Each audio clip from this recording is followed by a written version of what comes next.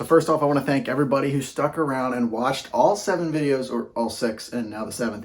But I want to thank you all for watching. I spent a lot of time on this series, and I started making this series back in like February, and it is now April. But it's been a while. It took a while, and I just got distracted along the way. But anyway, I stuck to it. I grinded it out, and we're finishing this series on a high note. Thank you guys for watching, and hopefully you learned stuff. If you did, give it a like. Also, if you are new here and you want to see more content like this and you want to see hunting content this fall and this summer, hit that subscribe button, follow us along, because I'm going to be using a lot of these tips that I talked about in my hunting videos. You will see them in action, and you will get a first-hand glimpse of how I got these tips and how I've learned this stuff and me putting them into practice. Now, in this series, we talked about a lot of stuff. We talked about stuff like licenses and making sure you have the right licenses and you're following the regulations and the laws. We talked about hunting apparel and understanding the best apparel for you and your situation, whether that be light apparel or heavy apparel. If you want to check out the apparel that I use in my hunting videos, there are links in the description. You can go buy them there. We also talked about like the required hunting gear, you know, the very basic stuff that you should have when you go to the tree stand, as well as a list of a lot of advanced gear that can help make your hunts more successful,